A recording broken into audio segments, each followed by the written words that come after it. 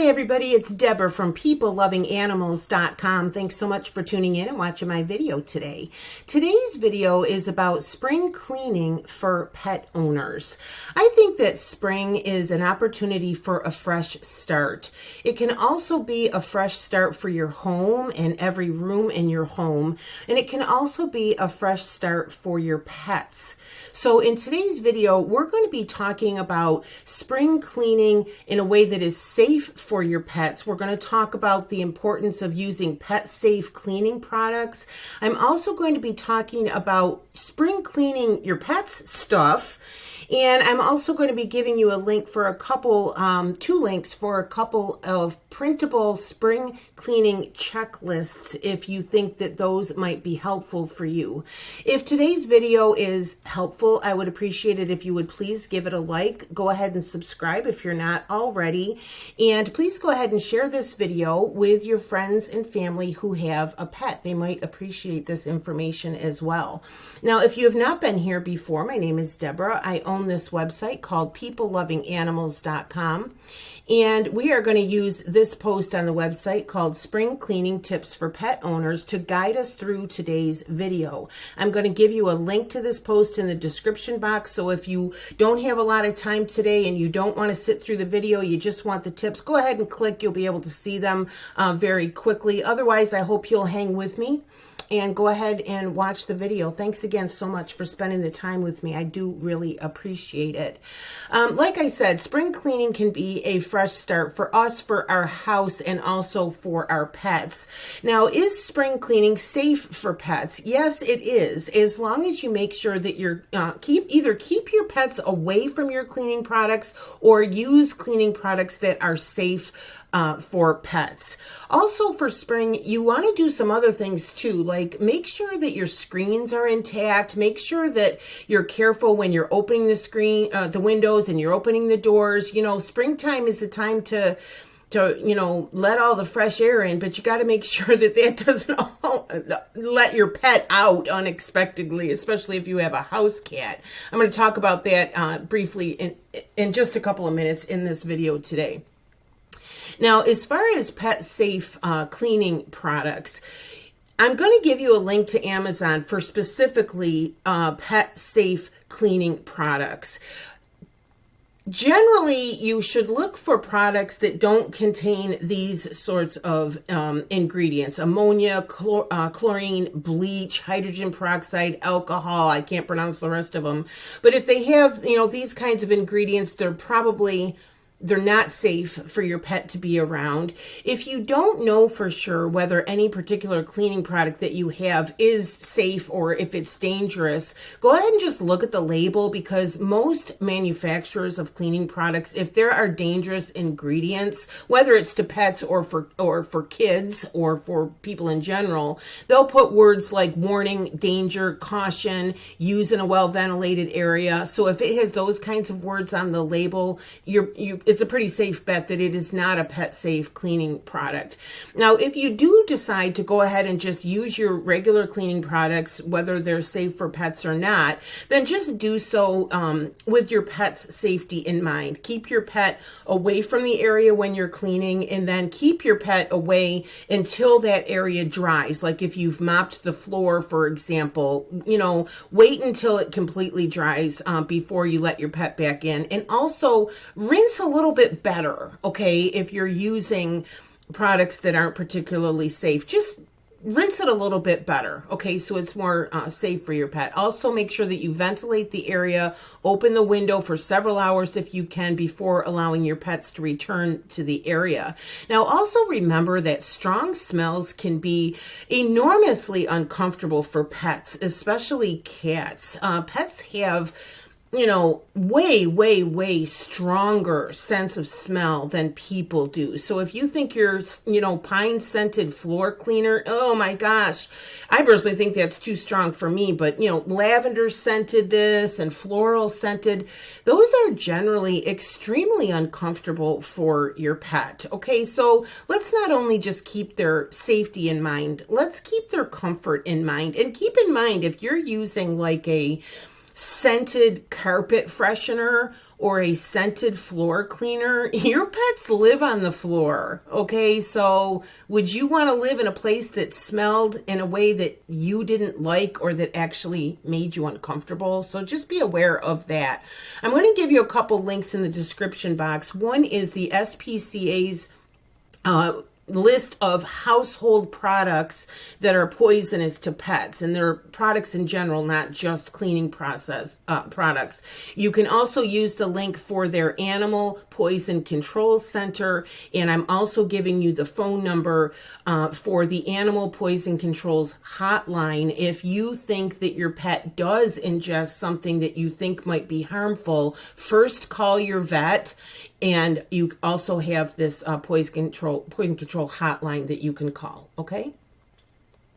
Now, let's talk about cleaning tips for your pet's stuff, okay? First of all, vacuuming. Now, I always vacuum once a week to remove dirt, pet hair, and kitty litter. You know, I have a cat, and just they get the litter stuck in their paws. So there's always like either the litter itself or dust from the cat litter kind of settles in your carpet. And I'm always actually amazed, even though I vacuum every week, at how bright the carpets are when I vacuum them. And I think that's why, because they kind of have a layer of dust in general, and also the litter box dust.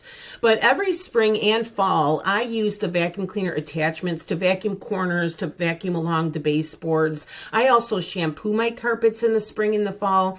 I have a super nice Bissell carpet cleaner that I've had for more than 10 years. I'm going to give you a link to it because I'm amazed every single year. It's been more than 10 years and that thing still does a beautiful job, and it was not expensive.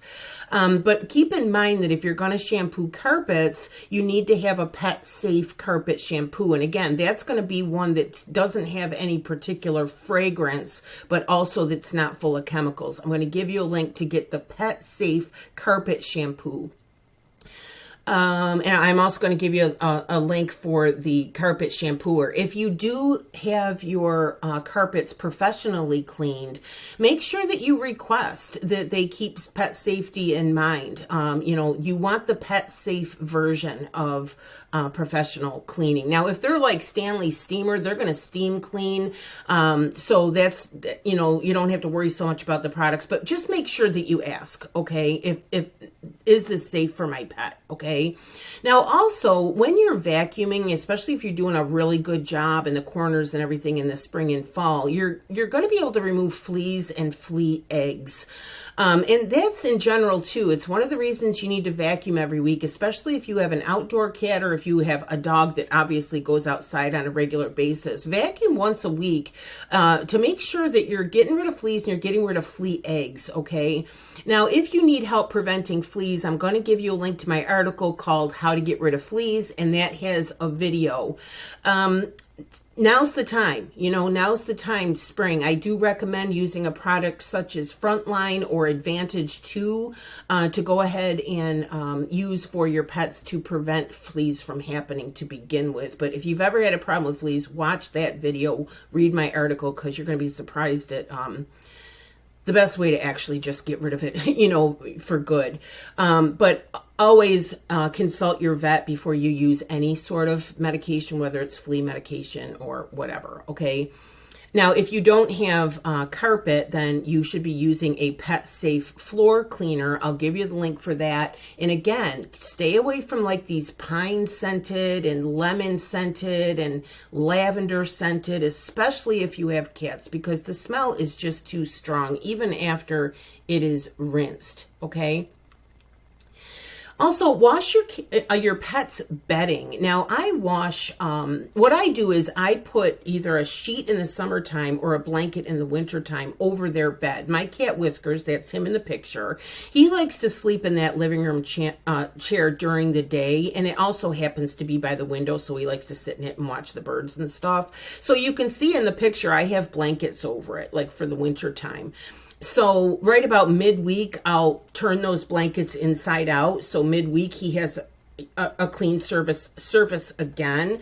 And then I wash them every week. And I just have one in the laundry. And I actually have two so that I always have one clean. You understand? So again, I don't use fabric softener on Whiskers stuff. I have found that Whiskers will not sleep in his bed. if the blankets have been washed with fabric softener for a few days until that smell goes away. So it really is a big deal.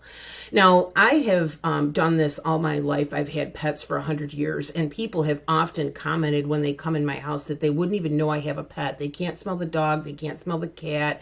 And this is one of the reasons, because I keep their bedding and their blankets clean, and it's super easy to just use a sheet or a blanket and just wash it every week, right? Gets rid of the pet hair, and it's just better for them too. You know, they want to sleep in something that's clean. Also, most pet beds can be washed in the washer and dryer. You might want to read the tag to make sure, but most pet beds can be washed in the dryer. Now, or washed in the washer and dryer. I don't wash his beds all the time because his beds are covered with a blanket or a sheet. So I just need to wash the blanket or a sheet.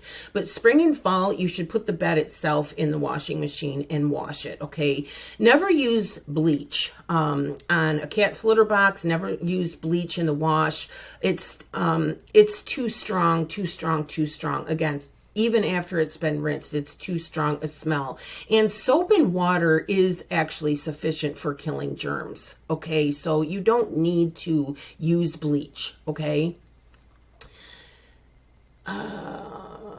Look at this. Here's my boy Cagney. If you've been here before, you've heard me talk about my Boston Terrier named Cagney.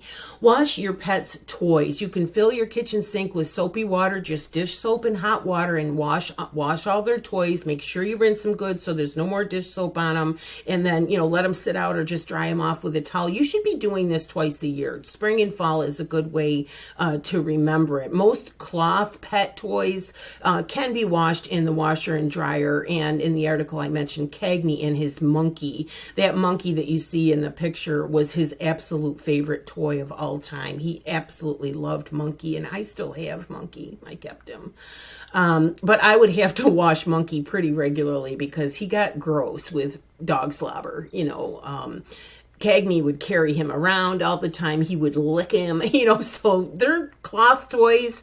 You got to wash them sometimes, okay? And again, don't use bleach. Don't use anything with any fragrance. Just give them a wash, okay? Also, don't forget about their feeding areas. Now, depending on where you feed your animal, I have always put a placemat down for my pets. I put a placemat under their food and water dishes because it's easier to clean. And every Saturday when I do my housework, I just lift up that mat and I wash it in the sink and I put it back down. You can also have a couple of mats so you can just switch them out all the time. But like, for example, a long time ago, I had a house where the laundry room was like off the kitchen. And so I had the litter box down there. And in the kitchen, I had the food and water, and I had a placemat on the, under the food and water dish. But wherever that area is where your pet eats, obviously, we need to keep their food and water bowls clean all the time. But spring and summer, give that area a good cleaning, okay? Also, clean other places where your pet sleeps. Spring is a good time, for example, to give your dog's crate a good cleaning. If they've been sleeping in there all winter, wash the bedding in the crate, wash the blankets in the crate, wash the toys that have been in the crate. Wash or shampoo any rugs that your pets, regularly lay on. I actually wash my rugs, like a little rug in front of your kitchen sink, my bath mats, I wash them periodically. I would do that even if I didn't have pets, but especially if you have pets. Also, like carpet trees, Whiskers has one of those tall carpeted cat trees. Oh my God, that thing gets disgusting. It's got the circle at the top, and he spends hours a day laying in that circle on the top of that cat tree, and that thing gets clogged up with hair. It smells, they have oils in their skins and stuff. So I actually wash that periodically, but I would suggest at least twice a year. Get out the attachments on your vacuum and vacuum, your cat tree, wherever it is that they sit on it or lay inside it or whatever. And you can even wash it if you want. Just get a bucket and put a little laundry soap in it, get a washcloth, and just wash it with the washcloth. You can also use just a clean, wet washcloth and just wipe it. Okay, so I think that's something that you might not be thinking about, how dirty and stinky those cat trees can get if you're not cleaning them regularly. And again, twice a year, minimally, I think you should be cleaning those. Also, actually wash the litter box. You should be scooping your litter box every day, regardless of how many cats you have using it. But the litter box does sometimes need to be emptied and washed with soap and water. Now, again, do not use bleach in the litter box. Some cats will never return to the litter box again after it has been washed with bleach. The smell gets into the plastic. I can't reiterate enough. Do not use bleach for cleaning for anything, especially for the cats. Again, soap and hot water is sufficient to get rid of germs when you're washing your litter box. It will get, and germs is what causes the odor. So you don't have to use anything, soap and water, okay? It's sufficient. So, make sure that you empty out the litter box at least twice a year and wash it with soap and water, dry it off with paper towels, and give it a fresh start, okay? Also, people don't think about their pets' collars, that those need to be washed too. This is my little Taz here, my little dachshund named Taz, and this is her harness. I'm going to give you a link for this. The brand is called Puppia, Puppia, and I just think it's a particularly nice harness. She had them in a few different colors. They fit nice. They're a nice, comfortable fabric, and you can wash them, machine wash them. I put it in the dryer, so I'm going to give you a link for those, but you can use other harnesses. And by the way, I do recommend harnesses for dogs instead of a collar, because most dogs will pull on the leash and it can cause collapsed trachea as they get older. That happened to Taz. And so why not just avoid it altogether? Instead of putting them on a collar, put them on a harness. And also, you got more control over the dog when they're in a harness than when they're on a collar. So again, I'm going to give you a link, just my 2 cents. But regardless, whether they have a collar or a harness, those need to be washed sometimes. We take the collar or the harness off the dog before we give them a bath, but wash the collar too, okay? And, again, they have oils in your skin. It gets dirt, So, again, this is one of the things that, we don't always think of, right? So a couple of times a year at least, wash that. I say in the article here that Taz's harness would get quite dirty because she was a dachshund and she was so low to the ground, so it would actually get dirty. But it also got pretty stinky with what I call dachshund sweat. I've had 2 dachshunds. If you've ever owned a dachshund, their sweat has a particular smell. It's not any worse than anybody else's sweat, but it is a pretty distinct smell when, so their stuff gets stinky. Regardless, their stuff gets stinky. Also, don't forget to clean up the yard. Now, obviously, most people do some sort of yard cleanup in the spring. If you don't clean up the poop all winter, now it's out there, it stinks, it's full of bacteria, your dog's been dragging it in, so obviously go out with a rake or get a pooper scooper. I'll give you a link for one. But also, sticks and all those sorts of things. I'm going to give you a link to an article I found from PetMD.com. They have a nice article about pet safety regarding your yard, okay? And it talks about pet cleanup for the spring, but it also talks about fertilizers, pesticides, lawn products, like all that sort of stuff that you have to keep in mind with your pet's safety. So since most people do this kind of a thing in the spring, I wanted to include it here to make sure you're doing that in a way that is safe for your pets.